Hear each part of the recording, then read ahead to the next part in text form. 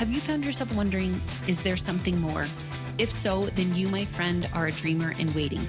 I'd like to welcome you to the Dream On podcast. I'm Julia Gentry, and along with my husband, Travis Gentry, we discuss real, raw, and not small talk conversations about faith, family, entrepreneurship, and all the things that matter most in this life in order to help people bridge the gap between what they currently have and what they really want most. Join us as we give you insights, tools, and strategy to chase every dream that's on the inside of you. But be forewarned, this podcast is not for the faint of heart, but rather those of heart. This is the Dream On podcast. Here we are, another Dream On podcast. I think I enjoy these just because it gives us uninterrupted time to talk. Most of the time it does. Most of the time. No guarantee that we won't be interrupted in the next. You may hear some kids' noise in the background or something happening. But today is, I think, I'm excited about this one, and I'm, what would be the right word? It's just kind of laying it out there. So what we're talking about today is just real talk. Real talk. And the struggle is real. How do you feel about talking about the realness? Is that what you're trying to say? I think so. I mean, it's, you look, like if you're watching it, we're sitting in the backyard, the pool's behind us, it's a sunny day. Mm-hmm. It's awesome. Yeah. And it's amazing. Mm-hmm. And you don't see the struggle or the work or, when evil me comes up and tries to sabotage your rhythm or your flow or your thoughts. And so we wanted to share that with you as we're on this journey, as we're traveling. There's hard parts to it. Totally. Totally. It's not all look at us and we're going to go on some awesome adventures, and we're going to showcase that because that's a big part of it. And it's also with 4 kids, with traveling to a new location every 4 weeks or so. Yep. 2 businesses, trying to take our business to the next level, COVID happening, things are shutting down. Some of the things that we want to do are with people and interacting live, and we can't. Yeah. So we thought it would be beneficial to really do a podcast around the struggle is real. And so this podcast today is not just about having a dream, right? Like, I think anyone can have a dream. We all have dreams at some level, at some capacity. We all have dreams, and there is a difference between having a dream and following a dream. And I think it's easy to even think of these, like, I don't want to say trite statements, but you buy a mug that says like follow your dreams, or you buy a t-shirt that says living the dream, and all of those sound nice, but there is so much behind the scenes that goes on to actually following your dreams and to actually chasing your dreams, that we thought it would serve those that are listening to talk about the struggle in actually achieving your dreams, right? Like, there is a struggle to achieving your dreams, so we're going to talk about that today. We're going to talk about and give you insight into our struggle because you are not alone. And we also want to equip you with some tools to understand how to sustain the struggle, right? How to get through the hard, how to actually follow your dreams. And how to acclimate, how to understand when it's time to press in and when it's time to just sit and adapt to what's the new norm. Totally. And we're going through a lot of new norms right now. Yep. And, not just with what is going on in the world, but for us personally, there's a lot of new norms, new nanny, new location, new, grocery stores and gyms, and everything is new as we travel, which is amazing. And I love that. I thrive in those situations. And it's also exhausting sometimes. And it wears you down a little bit because there's no consistency in what we're doing. There is, and then we move. And we go to a new location. Yeah, and I think that, my hope today, and as we share whatever ours is, that the struggle is different for everyone. And I think even in these times right now, I think that if we're not careful, one of 2 things happens even in our social media world right now, which is either one, everything is doom and gloom. Every time you get on, you're like, oh my gosh, this is mentally and emotionally exhausting because it's just one more statistic or one more fatality or one more business shutting down or one more, comment of fear, right? Or you're looking at all these pictures that everybody's life looks perfect, and I even had someone say the other day, oh, it must be nice to be you.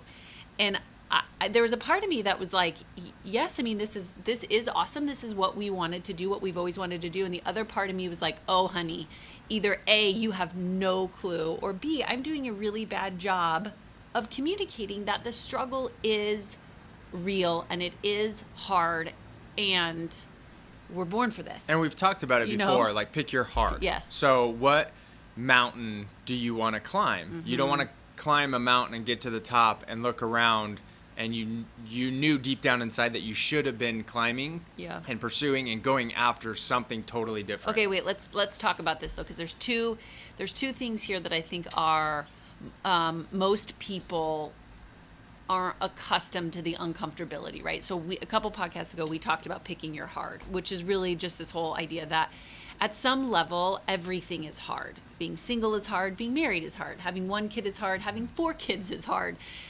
For us, living in a spot longer than 9 months is hard. Traveling full time is hard. Like at some level, it's all hard. We've had no money, $100,000 in debt, and we've had money, and they're both hard. You know what I'm saying? And so, if for at some level you kind of lower the playing field to go, okay, it's all hard.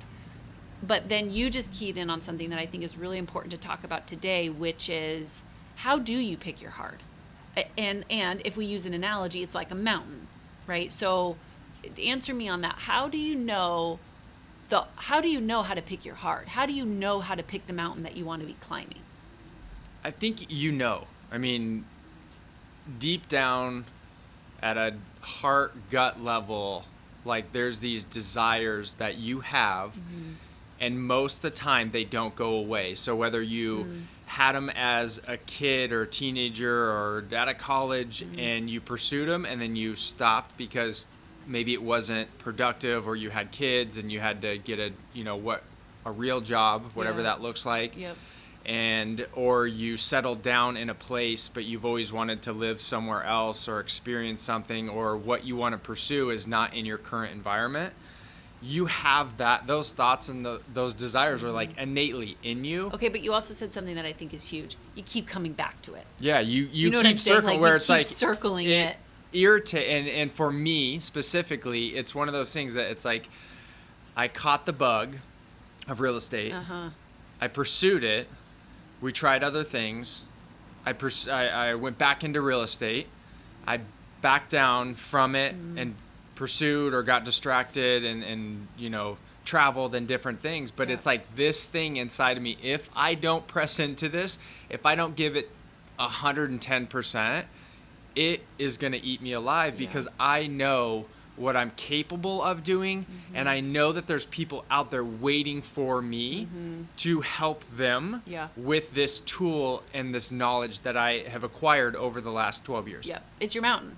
It's your mountain, and it doesn't. It's the mountain that doesn't go away. But I think there's so much beauty in that, right? Like it's this whole idea that part of this is if you keep circling it and you keep wondering about it and you read books on it, and it makes you sad to talk about it because it's not manifesting in your life, it is the thing. It's the thing that you need to look at. It's the thing that you're probably born for. It is your mountain. But the problem is, I think we look at other mountains that we quote unquote should climb. We look at the mountain that we just happen to start climbing. We consider the mountains that everybody else is climbing. I get on social media and I compare myself to that mountain, right? So the mountain analogy is the life that you're living. And I think the problem with this is, and to our point of this midlife awakening, or most people call a midlife crisis, is you get to the top of this mountain, 30, 40, 50, 60 years old, and you look around and you're like, this isn't it. There's got to be something more. This is not what I thought my life would look like. This is not what I really wanted. Okay, that means you're on the wrong mountain. And so part of this is figuring out and learning how to get on the mountain that you want to be on most. Yeah. It's because it's like, to your point, you not chasing real estate and like just kind of avoiding it is hard. You being in real estate is hard. You doing it by yourself is hard. Yep. You learning how to trust other people and hire people and get mentors is hard too. So it's kind of like, what hard do you want more? And then doing it for the right reasons. Yeah. So yes, absolutely. So those are all the things I'm doing. Have a mentor, have a couple people that are working with me now, going into new markets, remote markets, And so it's looking at this, and there's a lot of new. Yes. I know it at a head level. Yep. I know people that are doing it and absolutely like crushing it. Yep. So then evil me pops up, and I have to do it perfectly. Analysis paralysis. Which then creates procrastination. Interesting. Which then leads to, like, if it's not perfect, I don't want to, go move forward on it.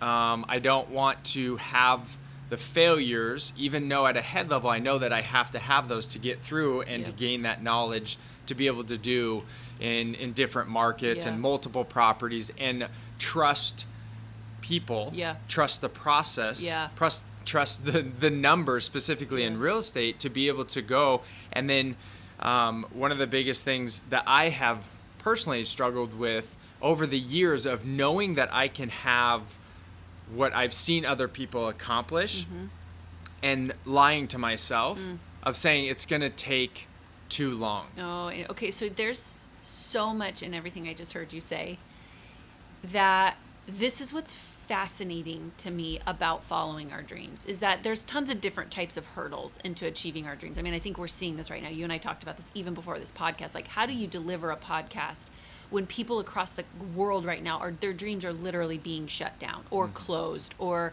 right? Like, how do you have this conversation that we're not trying to make this look easy? But what's fascinating about me is everything you just mentioned is the emotional and mental hurdles that pop up when you start to follow your dreams. Like, this is why I think we get stuck, or why we actually don't manifest our dreams, or why we don't ever get to where we know we're capable of being, is because nobody's really talking about the mental and emotional havoc that is being created as you're moving forward. Like, everything you just said is all in your mind. Like, is your mind exhausted? Well, yeah. And then it's almost to the point, and this is, of the last couple of weeks of just the challenges you start to step into this and strengthen or use muscles that you haven't used in a long time or ever before. But it's like you just made a comment too of like everything that I just talked about as far as pursuing your dreams is similar to not pursuing your dreams and the sabotage that comes into it. But over a period of time, you start to be comfortable in that familiarity of not pursuing your dreams. Totally. So then you're like, well, I know what this feels like. I know how, like, I show up. And then you make excuses. It has to be perfect. It's going to take too long.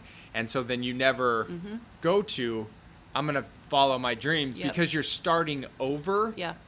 And you're going to experience new hurdles, new struggles, new limitations and sabotages, and like, so it's like it's almost like one and the same. Totally. I'm either going to not pursue my dream and I'm going to experience this, but then I become comfortable with it. Or I'm going to go after something knowing that I'm going to experience a lot of new things. But it's going to be hard and frustrating at times. Totally. Well, and I think that I have seen this more than ever before for my own journey as well. And to your point, like, I've been talking about writing my book for a little bit, a lot of it, this podcast, even this YouTube channel, right? Like the community that we're creating online. I've been talking about these things. I've had this dream forever. And now that I'm en route, like I'm in, I am so committed. I am so in, but the mental and emotional game is so real for me that it's, as I'm doing things each day, I can feel the level of stress within my body that I'm moving out of such a land of comfortability where normally I would have stopped. Like I'm starting to push myself so mentally and emotionally. I can feel myself starting to stress and to start playing that game of like, how do I not be here? How can I distract myself? What's something I can do different? Like the levels of vulnerability of putting yourself out there and chasing your dreams. Like, this is so fascinating because I can see it happening real time. And normally what's even funnier is that I'm watching myself. It's almost like I'm watching myself do this and I'm like, oh, I normally would stop now. Like, this was my stopping point. This has been my stopping point for the last decade. And so your learning. mental threshold. Yes, this is my mental and this is normally where I tap out. This is normally where I stop. And it's learning how to lean in, to press in, and to take it a step further. And I think that's the key. And you said this at the very beginning, which is this whole concept of how do you continue to follow your dreams even in those moments that normally you would stop? How do you keep going when your normal tendencies are to avoid, to fall into the distractions, to busy yourself, to push, tap out, to drink more wine, to eat more food, all the coping mechanisms? Let's talk about how do you press on when you want to tap out? It's, for me, what I've experienced is, and even this morning, knowing that I love waking up early, having some quiet time, and working out. Mm-hmm. I didn't get up as early as I normally do, and so it kind of throws me off for the day. Mm-hmm. Or, staying up a little bit later. So what I'm getting at is do one thing better than you did the day before to get momentum. Yep. And then you can compound on that and keep your momentum and gain momentum. Yep. So when I know that I don't show up fully for that day, and be able to press and wake up early, do the things that I know that start off my day to create that energy for success that day. Yep. And then also at the end of the night, when the kids are in bed, after our hour-long process of getting them in bed, the excuse could be, I'm tired. I'm mentally checked out, so I'm going to go to bed, or I'm going to watch something that has no growth potential for me. Mm-hmm. And so there again, it's doing just one little thing, 15 minutes, 30 minutes, 45 minutes, knowing that I put in just a little bit more, because over a period of time, that little bit more each day is huge leaps and bounds in growth and mentally too. Yeah, it's not just that compound effect. Yeah, it's not just like doing more, and we talked about that too. Sometimes it's just being still and present, reflecting on your day. Yeah. As opposed to, it's a lot easier to check out and just be like, I'm tired, I'm going to lay down. And Instead not process. You're not processing. Yeah, I'm processing the day as though, okay, what did I do today that was good and great? Yep. Where did I find myself maybe that I was busy but not productive? Yep. And how now, moving into tomorrow, how can I do one thing or two things differently that I'm going to be more productive, more present, more joyful, get more things done, impact more people around me, and there again, do it again. Yeah. At the end of the day, totally. like start to recognize, like, if you just check out, you look at the week and you're like, what did I do? Totally.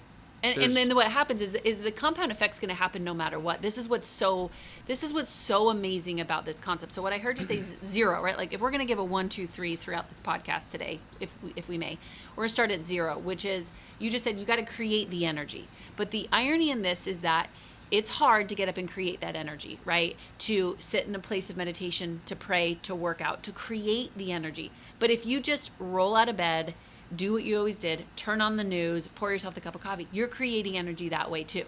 It's just a stagnant energy. It's a low energy. It's a doubtful, depressed energy, as opposed to one that's proactive, right? Then the first thing that you said after you do that, because that's really a non-negotiable. The next thing that you said is do one thing that's different, better, more progressive, in alignment with where you want to be. Not one more thing for the sake of one more thing. This isn't absolutely. A to-do list thing. Yes. This is one more thing that's in alignment with where you actually want to be for compounding effect purposes. But if you look at the flip of that, if I don't do one more thing that's in alignment with where I want to go, guess what I'm going to do over a period of time? I'm going to get more of all the things that I don't want. Yeah. Which is so interesting, because even I think what stimulated this conversation for me this week was that when I told you that I got that text message from my friend, and she sent me a mural that said, "Follow that dream." And she said, "Thinking of you." And so I was like, oh, that's cool. But then immediately I was like, but I'm not preaching this whole concept of dreaming for people just to think about me. Like this isn't like, oh, look at, follow that dream, oh, Julia, or follow that dream, oh, Julia's book. No, the whole reason I'm doing this is so that all of you dream, right? Like chase your dream. So I said to her, I was like, okay, we'll just play around with this for a second. So I texted her back and I said, thank you for thinking of me. But what about you? Are you following your dreams? Silence. Like I didn't hear anything back from her. Well, right? And you know that she's not fully. Totally. And so I was trying to create an invitation for her to go, okay, you're calling me out a little bit. And no, I'm not. She didn't. And to me, that was her answer of like, we like the idea of following our dreams, but are we willing to do what it takes? Bill Johnson says this all the time, is that faith in action will always offend faith as a concept. A dreamer in action will always offend a dreamer who appreciates the idea. Mm-hmm. Right? So my thought would be, and I talked with another girlfriend today who said, but Julia, I feel such shame, or I feel fear, or she says, I can't even tell you that when I go to step out to do something, I feel all the feels. And I was like, oh, you're the only one. And she was like, well, what do you mean? I'm like, are you kidding me? Like, you're not the only one. Like, that makes you human.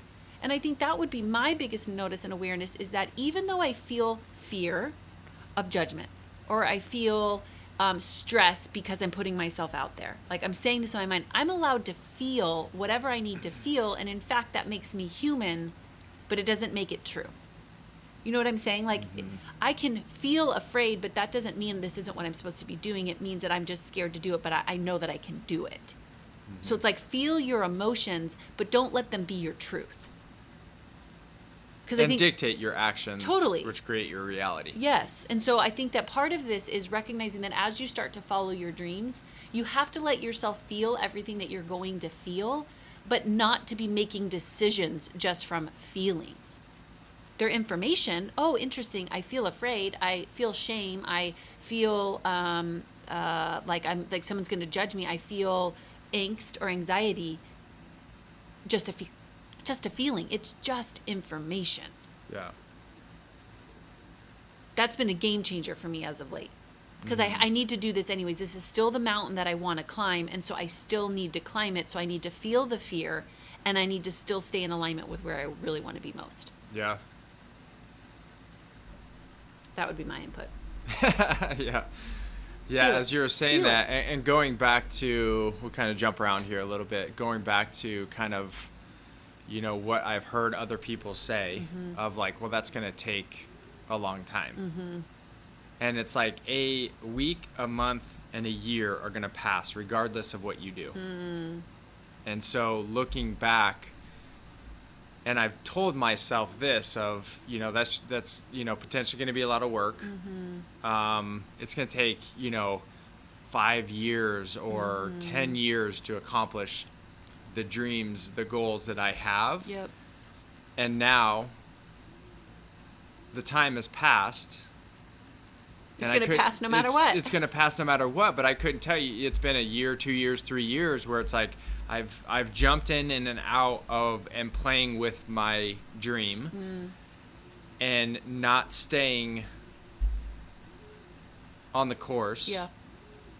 And not pressing into what I know that my dream is bigger than me. Yeah. It's not just about what I can get, what I want to build within real estate. It's going to take a team, and it's going to empower other people. Totally. And the time has already passed. So I'm, it's just such a weird, concept. If you think about it, whether you're 30 or you're 40 or you're 50, the times are going to pass. Yeah. At some point, you're going to be 50 if you're 40, you're going to be 60 if you're 50.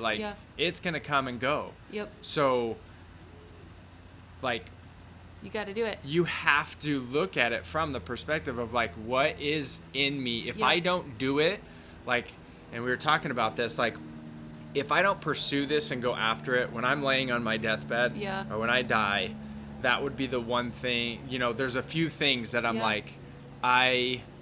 that would be my regret. Totally. And that now drives me of, I don't care what I didn't do in the past. I want more of what's inside of me to come to fruition. One, I know that there's a bigger calling because there's more people involved. Yeah. It's not just about me. Yeah. I think if your dream is just about you, it's not really a dream. Yeah. It's a goal. Yeah. It's a hobby that you want to do. Yep. but a true dream impacts the world around you. Totally. And the people around you. Well, and I was even reading, I was doing some final edits in my book last night, and I was reading about just this, kind of the art of conviction. And the Supreme Court talks about that part of the reason that our religious rights are protected by the Constitution is because it's a conviction. It is God ordered. So when you start to feel like your dreams are that real, like Travis and I are not proponents of having big dreams. Just have a real dream. Because when you have a real dream, it's automatically big. But don't just dream a big dream for the sake of ego, right? Mm-hmm. But when you're dreaming real dreams and they're connected to the heart of God, now it's about, I can't not do this. Like, God put it in me to do it. Mm-hmm. Now it's my responsibility. Yeah. When you can start looking at this of like, this isn't even just for me, to your point, or because it's a nice idea or I like it. No, this is something that God put in me. I keep chasing it, God put it in me to do it. Now I can't not do it. I have to climb this mountain. Here's the key that I'd really like us to zone in on, which is once you're on that mountain, once you say yes, once you give in to our point, here we are, we're doing it. All chips are on the table. We've talked about this for the first time, not ever, but you and I have all chips on the table right now, both together at the same time. Where sometimes you've been building yours at a different time, I've been building mine at a different time. Like right now, we've got all chips on the table. And as you start to climb up this mountain, it's very similar to like this concept of climbing Everest, right? And this whole concept of acclimating. And what's fascinating to me about Mount Everest, and when you really look at how climbers get to the top, is that they don't just get to the top no matter how fit someone is, in one swing, right? And obviously we know that it's not going to happen in one day or even 10. I think it's like 40 to 60 days that it actually takes to summit. But the reason that it takes that long is because there's 4 base camps along the way that they actually have to acclimate. And acclimate, by definition, is this ability to grow accustomed to a new condition. So to your point, you keep saying like getting comfortable in the uncomfortable, right? Like growing accustomed to your capacity being stretched, growing accustomed to our new environment and a new way of doing things, which all of us across the whole globe right now are learning to be accustomed to this. But if you don't realize that there is a process to acclimating and that there is a process to get to the top, to summit, you'll die. That's why I really want to zone in on this concept, because I think it's so relevant in how we follow our dreams, so we not only get to the summit, but that we sustain it.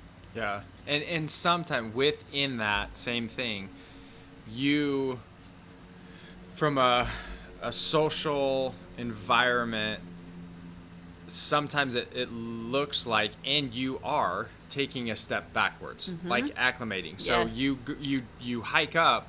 Sometimes you hike up to a certain point or the next base camp, and then you come back down. Yeah, they call it climb high, sleep low. Yeah, so it's like you have to understand. And so I think relating that to a social, when you back yourself into a certain lifestyle and have the house and the cars and the perception of you've got it all together, your family, your marriage, everything is great, and then you are not pursuing your goal or your dream, and you have to basically take a step, sell your car, sell your house, and from what you've kind of created this identity, and then you get attached and tied to that identity. So that's a really hard thing for most people to do, of like let go of the stuff and the identity that they've created to recreate a new identity, to take a step backwards or two steps backwards to take 10, 15, 20 steps forward. Totally. Yeah, so there's 2 parts of it. So let's talk about the physical side of this and then the emotional side of things. So to your point, when you said we back ourselves into the life that we have, I think that might blow a few people's minds for a second. Okay, so let's just unpack this for a sec, because we have some friends right now that are realizing that they have all the stuff, but they're going through a divorce, right? That they have a nice career, but they're empty and unfulfilled, right? Like that they're doing all the things, but this isn't the things that they want to be doing. So they may hear that and go, what'd you say, bro? You know, like there could be an offensive statement, but I think there's so much truth in that is because what happens is we're looking at our lives in comparison to what everybody tells us that we should have or everybody else does have. The house, the cars, the kids. Not saying that these are bad things. They're just not right. If they're not right for you, they're wrong for you. Mm-hmm. Every decision, there is like this decision management process. So if I make a decision to buy the house, guess who has to pay monthly on the mortgage? Me. If I make a decision to take this job, if I make a decision to eat this food, if I make a decision today to do this, that means in a day or a week or a month or in a year, I'm still reaping the consequences or benefits of that decision that I made. 100%. And it should disrupt some people's thought process. Yes. Because it ultimately, like, if you can't take ownership, if you can't handle the truth or where you're at, then you'll basically our message will not resonate or connect with you. Yeah, well, you have to take ownership for it. You everything that you said from a physical standpoint, environmental, where you live. Yep. You chose that, Yep. and maybe you took a job and it brought you somewhere. Yep. But you chose that job then, which brought you to this place. Totally. Through our travels, we've heard that too. Of like, you know, you're lucky, must be nice. Yeah. Oh, I couldn't. You know, oh man, I'd love to live X. Yep. And you're like, you know, I just don't understand. Yes, maybe it's a season or you move for your spouse or a job or whatever, but ultimately you've got to pick. Like, you know, like you're choosing, if that's your dream job, Yep. then yeah, you may have to Yep. live somewhere. Totally understand that. Yeah. But if you're miserable, don't really like your job or your career, Yep. and you're living someplace you don't want to be. and Yep. living somewhere or having a house payment that is way above what you want it to be because you're basically paycheck to paycheck, Yeah. and on this treadmill, not being able to go on the trips or experiences or vacations that you want. And I think that my knee-jerk reaction lately has been, this wasn't as much when we traveled full-time in the RV, but lately when someone's like, oh, and someone just said this at that co-working space we were at the other day, like, oh my gosh, it must be so nice to do that, like how lucky you are. And my knee-jerk reaction was like, dang, I don't want to sound like a jerk saying this, but my immediate response was, no, we intentionally, consciously, with everything in us, made decisions to be doing this. Like, we didn't happen to be here. Like, we're not some, what do they call it, trophy baby that has tons of money. Trust fund baby.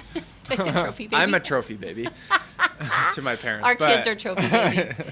I'm not a trust fund kid that just is on my call. No, we absolutely, for the last 9 months, have been strategically getting out of one business, walking through that process of watching our au pair leave, navigating the waters of COVID, watching all of my clients basically shut their doors, watching me have to kind of not shut my doors, but a little bit from a coaching perspective of like, oh shoot, most of my clients, right? Like, we intentionally, with every single step that was happening, hard, good, and indifferent, made the decision to be doing this. And I want to say, and you, bro, are no different. Every decision that you made, you're the sum of your decisions. Here, you made those, so good on you. Yeah. I mean, like, if we really are talking, not to be offensive to each other, but like, good on you, because you made the decisions to get you here, just like I made the decisions to get me here. Yeah, it either sounds nice and or it's not as important to you, but backing up on what you were saying, it wasn't 9 months ago. It was 2007 when we made the decision, and when totally I quit fair. my job Totally fair. to step into real estate, to fumble through everything that we have. Yeah. And we've had probably more failures than we have successes. Totally. And so, yes, when we're talking to someone currently as we're traveling and stuff, yes, it looks like that, but it's almost like that picture of the iceberg, if you've seen it, where it's like the ocean, and then you've got the little piece up above it. And then down below is like this huge piece of iceberg. Yeah. And it's like all the things that go into accomplishing your goals, the sweat and the tears. Like Conor McGregor, love him or hate him, I think I love watching him because, one, he has put in the work, the time, the effort, the blood, the sweat, the tears, to be able to have the lifestyle and to accomplish what he has. Yep. And the backlash from, you know, if you hate him, you hate him. Yeah. Like, so he's got a lot of Yeah. people just as much that don't like him, that do like him. Yeah. But he has in the past backed it up through everything he does outside of the cage to accomplish what he has inside the cage. Totally. So I think it's really like, hopefully this is coming off too as like, real talk, like, and motivation. Yeah. Like, you truly can have an understanding everything that's going on right now. COVID is affecting us too. Yeah. And we're just learning how to adapt and change with what we want to accomplish in hopes and in belief and in faith that, and being optimistic that we will get back to a new normal. We have no idea what that looks like, but we will get back to it. So it's preparation for the opportunity that is coming in the future. Yeah. So everything that we're doing, we have that in mind of when it starts to, open back up. It's still going to be a new normal, though. I love that you say that. It will always be and forever a new normal. Yes. And we're learning in the midst of this, what is that new normal? Totally. But I think you just hit on something else that I think is really important, as we address this acclimating and growing accustomed to new conditions. And I hear it a lot, and I think we've said it to some degree, but you hear it a lot from people who say, yeah, but I'm afraid of what other people think.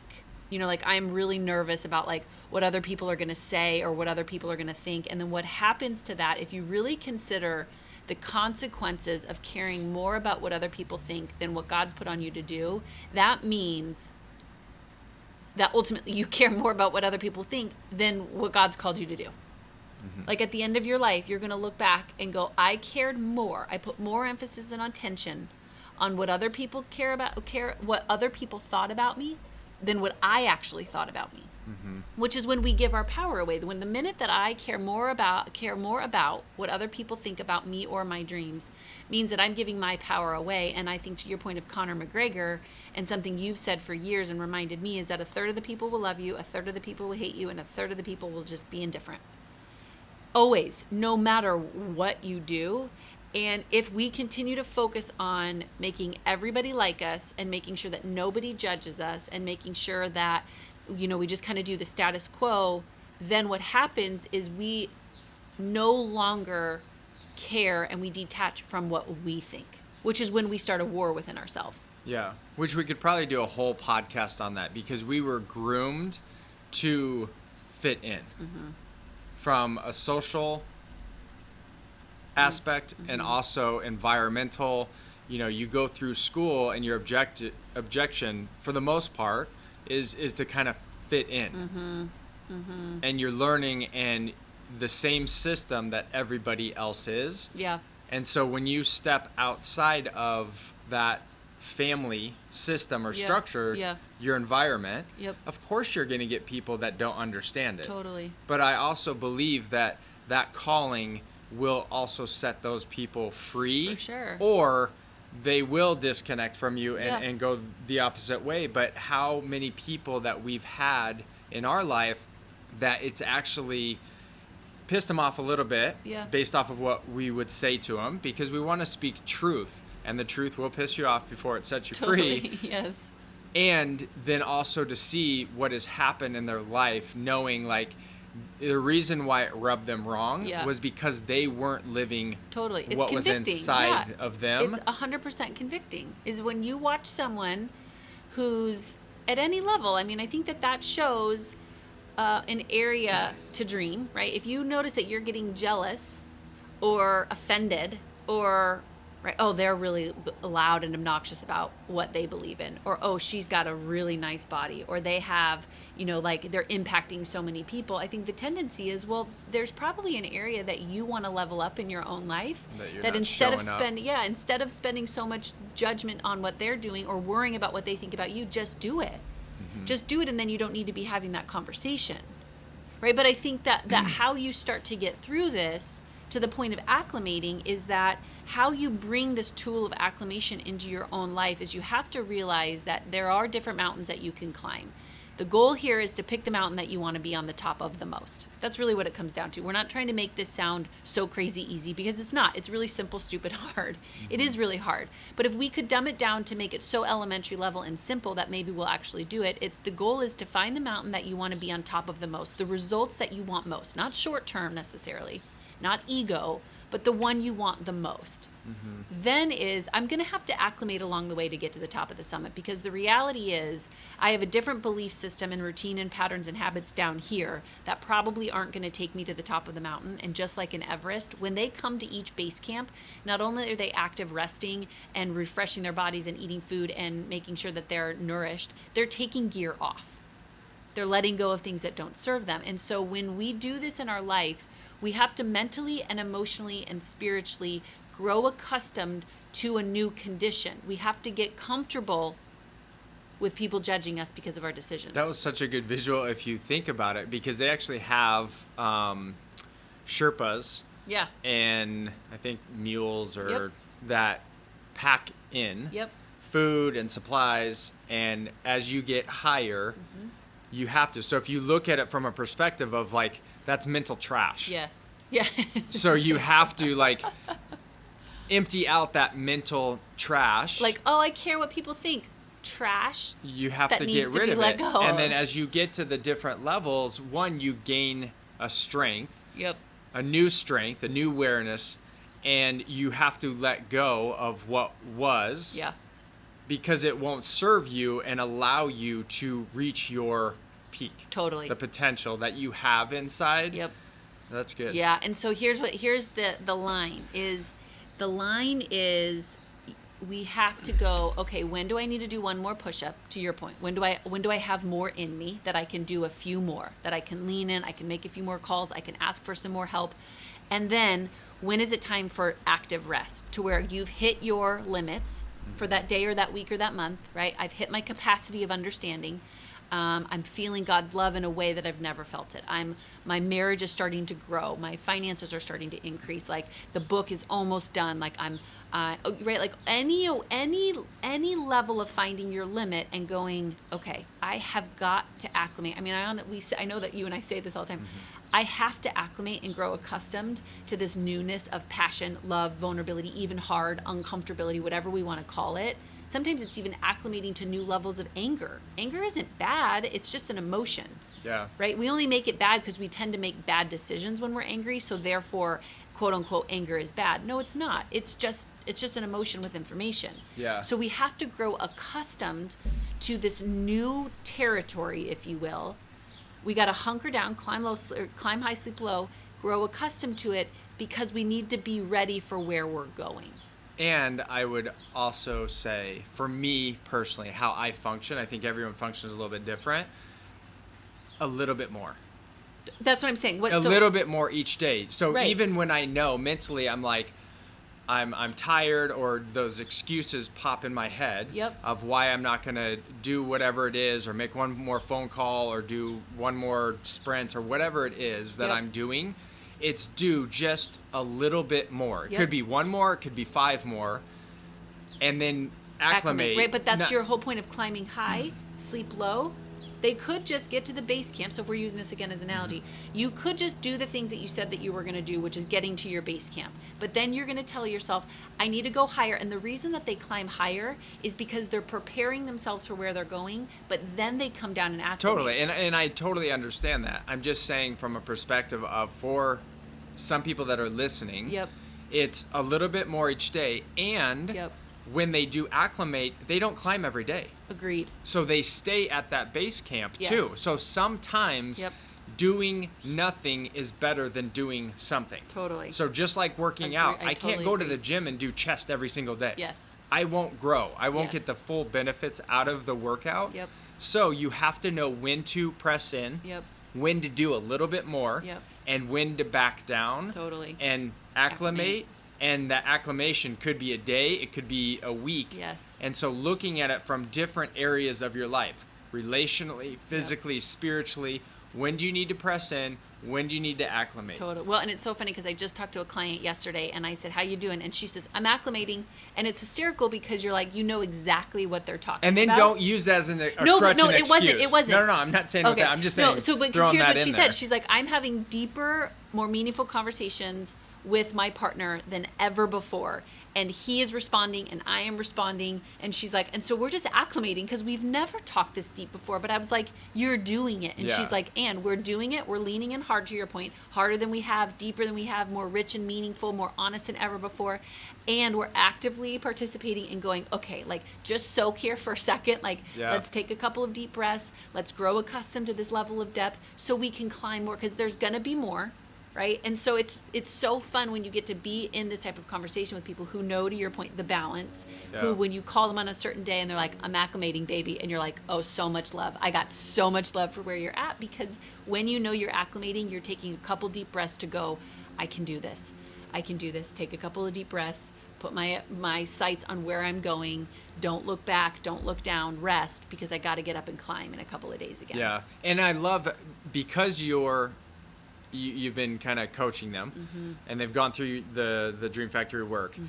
Here's what I would say, and really, really, really, we've said it on one of our YouTube videos, but you have to, right now, more so than ever, get connected and get surrounded with people in a community, or learn new skills. Go through our 6-week course online.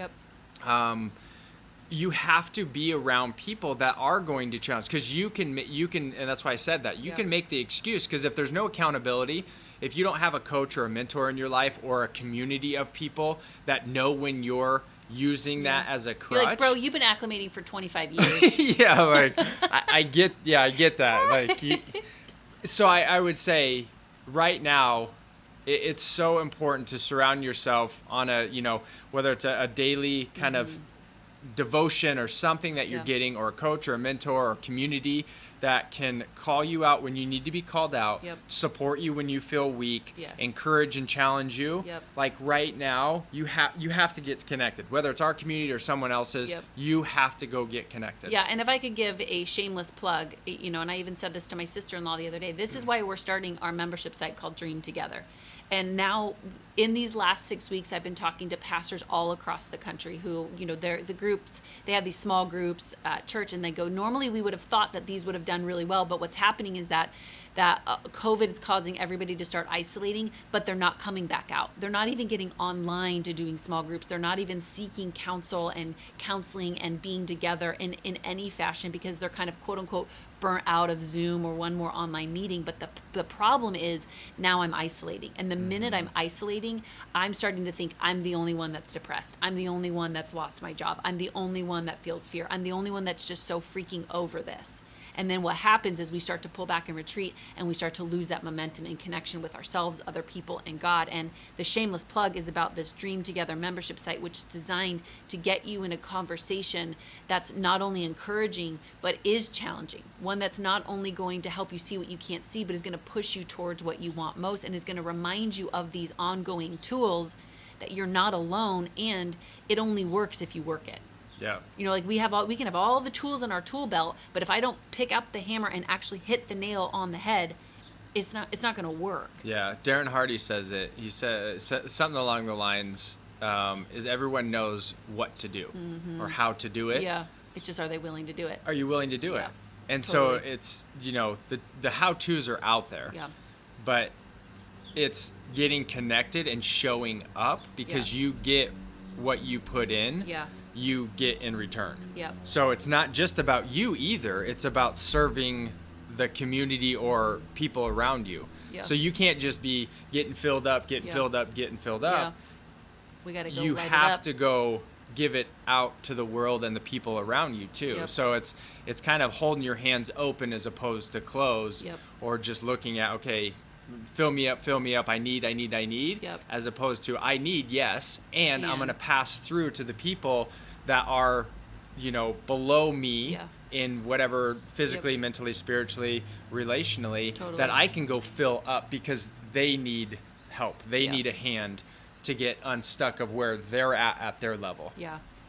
So all in all, the hope in this is that the struggle is real. And you're not alone. I think that's the power of this, is to know that you're not alone. There's supposed to be a struggle. There's supposed to be pressure. There's supposed to be tension. That is how we grow. But is the gut check to say, am I on the mountain that I want to be on? Am I pursuing the dreams that are within me? And if not, because I think we have to realize that we've had enough strength to climb this current mountain, which means you have enough strength to climb another mountain, right? You've had every single choice has gotten you to where you are, which means any other new choice can get you to where you want to be. Mm-hmm. So it's the realization, the gut check to go, am I on the mountain that I want to be on? And then once I am, I need to be responsible for learning the fine line between leaning in and doing another push-up, giving it a little bit more, doing one thing and creating the energy to build the dream that's important to me. And then also know when I need to acclimate, when I need to let myself grow accustomed to a new level of learning, to a new level of exposure, to a new level of just feeling emotions. Mm-hmm. I feel like for so many of us, it could be just so easy for all the coping mechanisms that we're not actually feeling our emotions. And so sometimes it's just letting yourself feel them and move through them. Mm-hmm. But that's the goal of acclimating, is to give yourself the space to grow accustomed to a new norm. I totally agree. So glad we're on the same page. Yep, I totally agree. So get connected, reach out to our community, yep. Watch our YouTube stuff, but ultimately you have to show up. You yep. have to get engaged, yep. not just from afar, but really get engaged with our community or another community. But I would also say, do they challenge you? Yep. Do they support you? It's not just about what you can get, it's also what you can give too. Yeah. So understanding there's different pieces to this, what we're talking about too. So yep. Thanks for listening. Mm-hmm. And thanks for hearing our struggles. Our struggles, it's real. The struggle is real. So thank you, and we'll see you next time on the Dream On podcast. On behalf of both of us, thank you for listening to another episode of Dream On.